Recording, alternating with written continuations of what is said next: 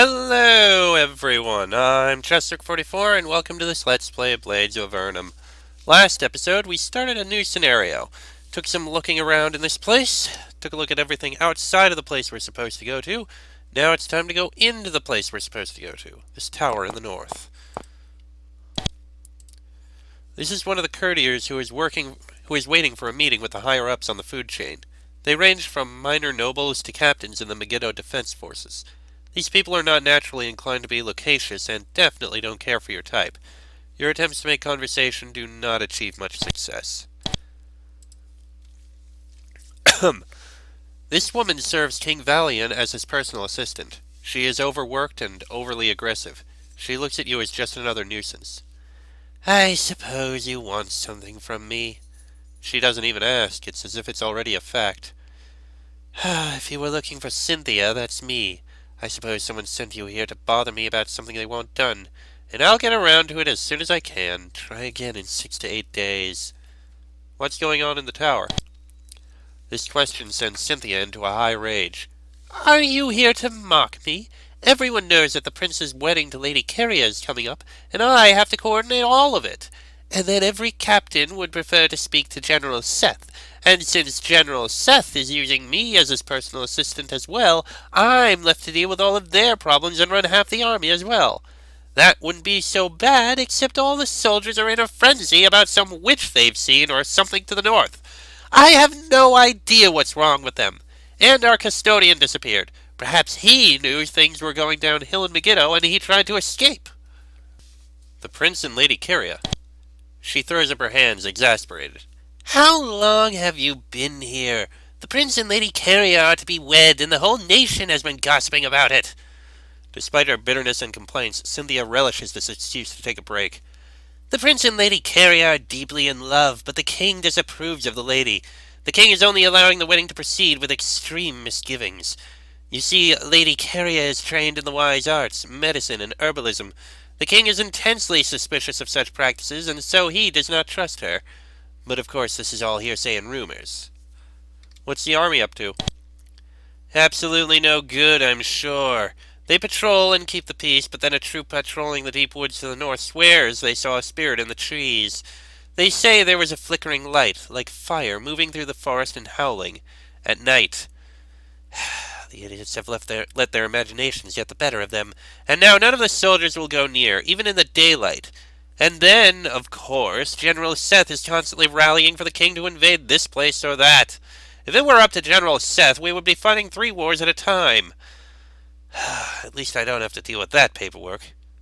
Yet. I'll investigate this thing in the woods. Cynthia's jaw drops.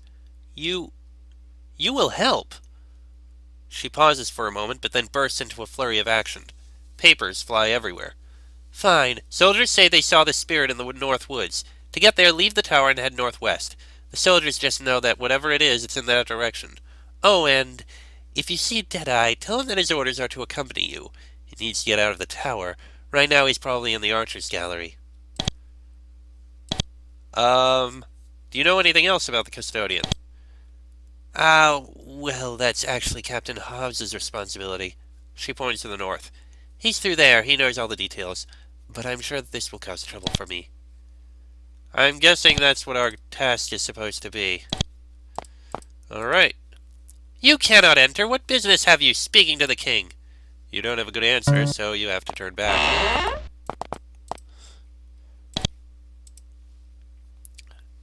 Okay, that's just a scholar. There's Captain Hobbs. This man looks to be a liaison between the military of Megiddo and the royalty. Such people are tasked with taking the commands of the king and putting them into action. Understandably, the liaisons of the king hold much of the political power in Megiddo. This man looks at you with skepticism, as if he's sure that you are not the caliber of person that he needs. I'm Captain Hobbs, and I'm very busy. Let's make this quick. What do you want? Are there any odd jobs you need done? Captain Hobbs seems to like the idea. I hadn't thought of that, but yes, there is. I've been tasked with finding our missing caretaker, and I'm swamped with work. If you can find him for me, I'll pay you 100 coins. The caretaker is responsible for tending to the Helios fires and general upkeep around the tower. We're not sure where he went, but we'd like him back. Let's see what can be done. Is that all the information you have? Captain Hobbs squints at you. Pretty much. I know he had a storeroom that way. Hobbs points to the west. If you find a body, tell me. Then I'll know to hire another custodian to clean up the mess. He shuffles through some papers. The custodian's storeroom is east of the northwest courtyard. For God's sake, that's right next to this office. It's just through the west door, and the west door of the next room. Oh, and if you don't find him, never bother me about this again. I'm filing it as under investigation, and I refuse to do any extra paperwork. How are things? Fine and dandy. It's my job to reconcile the king's wishes with our military's actions. With General Seth pushing to invade a different neighbor each day, it gets kind of difficult. The king doesn't listen to General Seth when he tries to instigate wars like that. He's too... They're both smart men. Hobbs decides that he shouldn't pick sides on this conflict and stops talking. Okay. Not getting in there. The watchman eyes you. He's probably waiting for you to do something which he can attack you for. Given his position, it seems likely that he's here to guard the stairs. It would be best if you simply didn't tempt him. The watchmen of Megiddo are not known for their leniency. They are known for their deadly skill. Okay then. See if there's anything in here.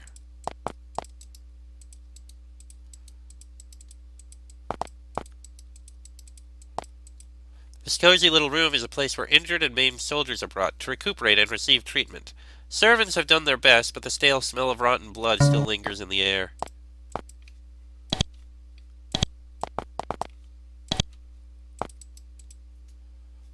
And for some reason, I can't pick up that potion.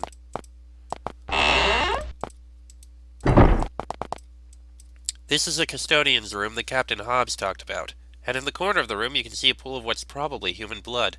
There's no body, though.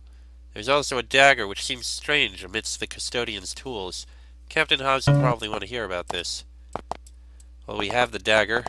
Guess we should report it. There's a blood stain and a dagger in the custodian's storeroom.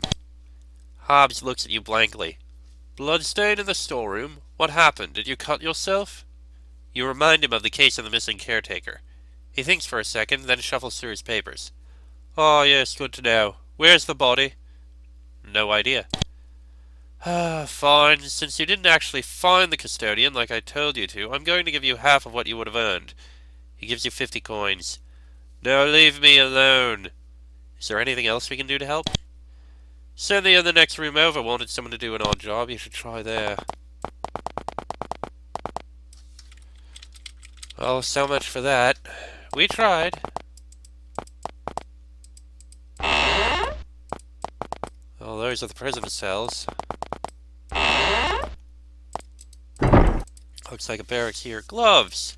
Do we need gloves? You need gloves. There we go. And some coins. Yoink. Ooh. This party of people is busy drinking in the Megiddo Army's dining hall. By the looks of it, this is a fancy event. These people are probably only half drunk on actual alcohol. The rest probably comes from their own sense of entitlement. Attempts to crash the party are met with stares of loathing and resentment. You make no headway trying to start conversations. Okay then. Kitchen. Ooh. Somehow I doubt there's anything of value in any of these boxes. Yeah, that's just a rock. Yep, nothing of value in any of them.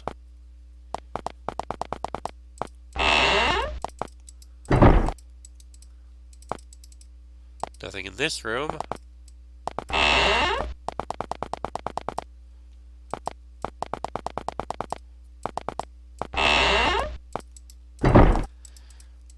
So these are just the barracks, I think. Bars of iron.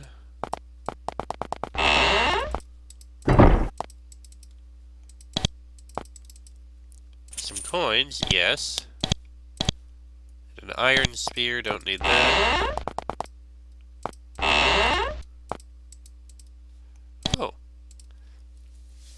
This soldier is dutifully practicing his swordsmanship. He seems to be pretty good at it already. He can slice with more precision and speed than you usually see. When you try to talk to him, he pauses in his training in order to meet your eye. However, he still glances back at the dummy occasionally, as if pretending to kill it is better than talking to you. He grunts at you disinterestedly. Moody. Presumably that's his name, his way of introducing himself. Or maybe that's his emotional state right now. What's going on in the tower? Moody shrugs. I don't see much of the tower. I just go from the barracks to the gate, and then from there I travel wherever General Seth and King Valiant command. Although I suppose all the aristos are in an uproar over the prince's upcoming marriage. The prince and the king have tried to keep it quiet, but there's serious bad blood between them at the moment. The prince has asked Lady Carrier to marry him, but King Valiant has misgivings. He's threatened to cancel the wedding, or so I've heard. Moody takes a lazy slash at the training dummy, as if Megiddo politics and drama can be dismissed that easily. Have you ever killed anyone? This seems to stump the man. Have I ever killed anyone? I don't believe I have. There was that one man. I wounded him pretty badly. Sadly, he only almost died. No, I believe I haven't. A contemplative look comes over Moody's face, and then real panic. Does that make me a bad soldier? Probably not.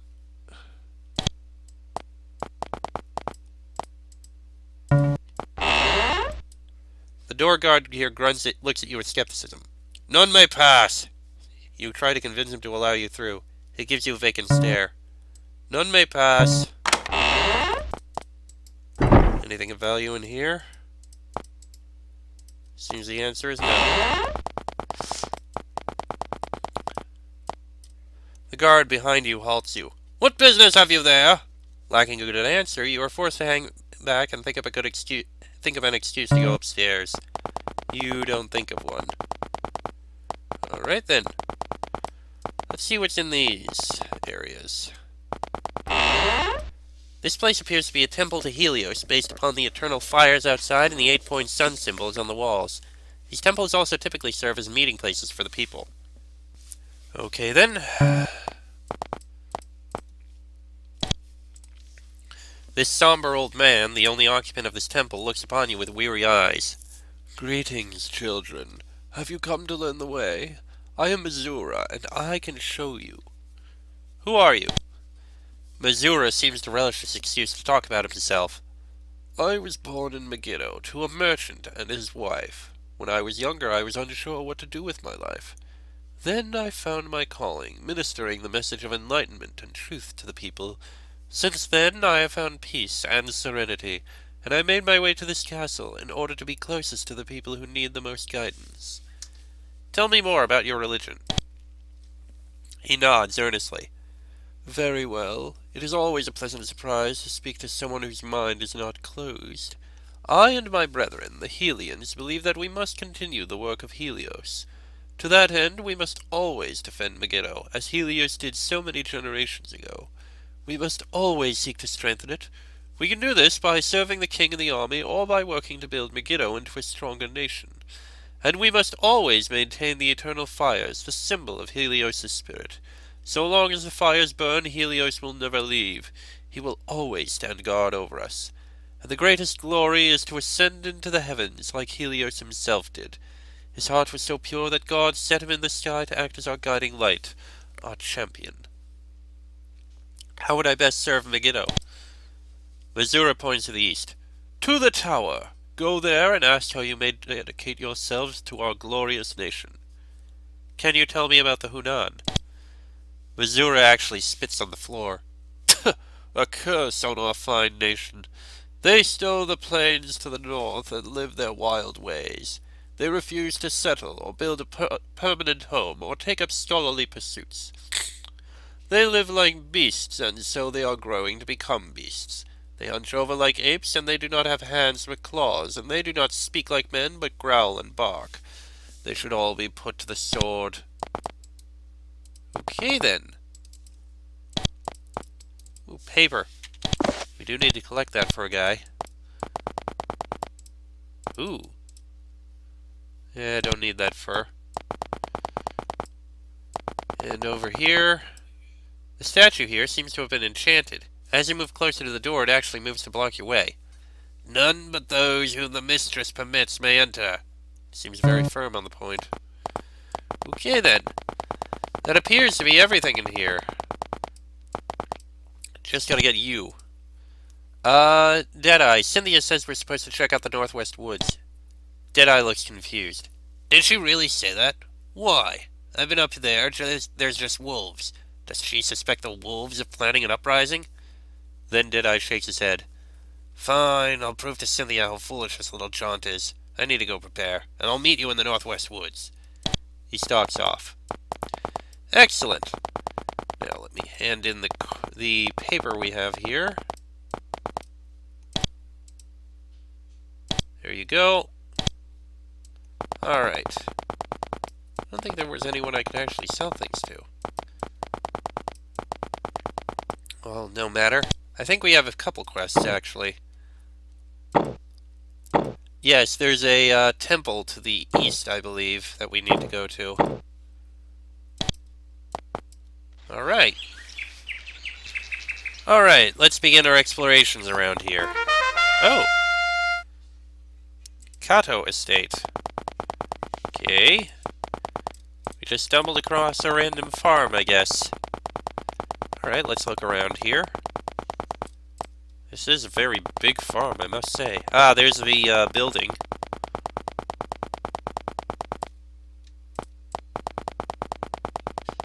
Which is very, very big.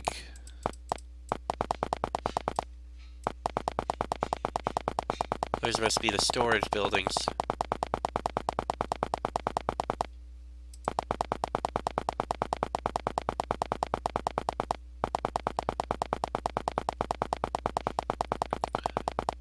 Try going in a bit. This is a camp of the peasants who tend Lord Kato's fields. They're probably poor and hopeless. Megiddo is organized into a manorial system. This estate, with its sad laborers, is one of the more extreme examples of this old tradition.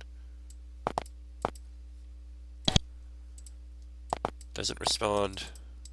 Just a commoner. More commoners.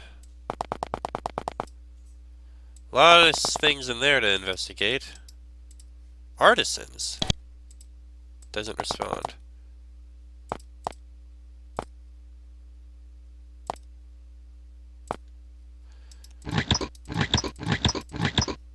Bottle of ale. Pickaxe.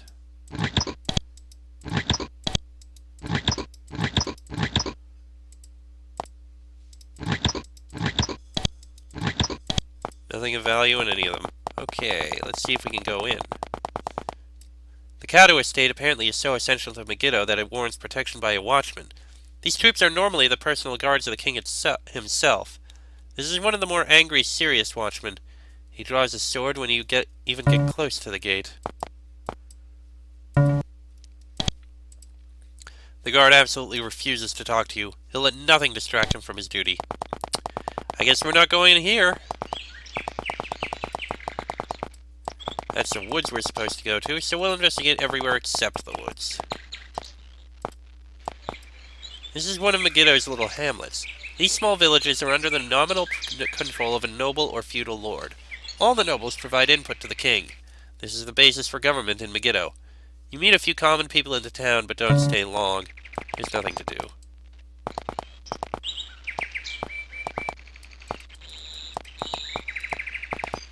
You pass through one of Megiddo's hamlets.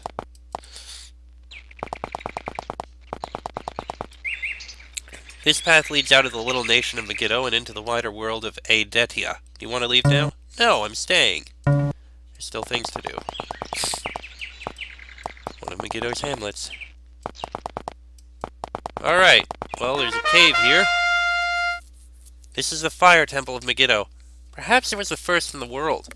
Legends say it was built by Helios. There's always a guard at the fire to ensure that no matter what else, the fires will always burn.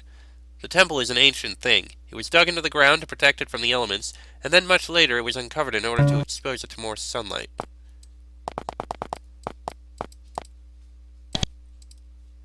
Okay.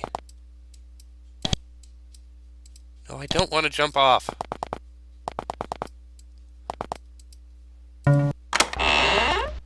Just a small room. Hold on. This door leads to the caverns underneath the fire temple. It would be best if you didn't go down there. There are giant spiders and bats, and they're vicious. He raises his hands and mimes them gnashing together like a monster's jaws. Rawr! Like that.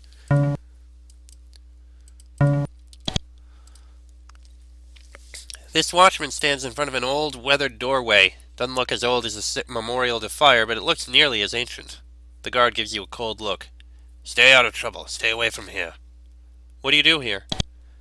We protect the eternal fires. So long as Megiddo stands, we will guard them. We will never let them perish. Sounds like this was initially something he believed in, but his passion has died. And sometimes General Seth comes here. General Seth himself sometimes tends the fires. And sometimes... The guard raps on the door behind him. Sometimes General Seth journeys into the caverns underneath the fire temple. Warren says there's a cavern around here, and he said we should go inside. The guard looks at you with skepticism. If Warren says you can enter, you can enter. Hope you know what you're getting into, though. The guard moves out of your way. This sharply sloping tunnel leads to the caverns underneath the fire temple. They are humid, and you can feel a rush of burning, disgusting air flow past you. Warren had better really like these stupid fangs, otherwise this probably won't be worth it. You know what? Even though this episode is going to be a bit short, I think I'm going to end it here. I don't know how long the caves underneath are going to be. This episode is going to be a little bit shorter, but... Excuse me, I don't want to start something and then immediately stop. So, next episode we'll actually go in. Till then, I'm Chester44, that is Fox, Sheik, Bonnie, and Draco. This has been a Blades of Avernum Let's Play, and I shall see you all next time.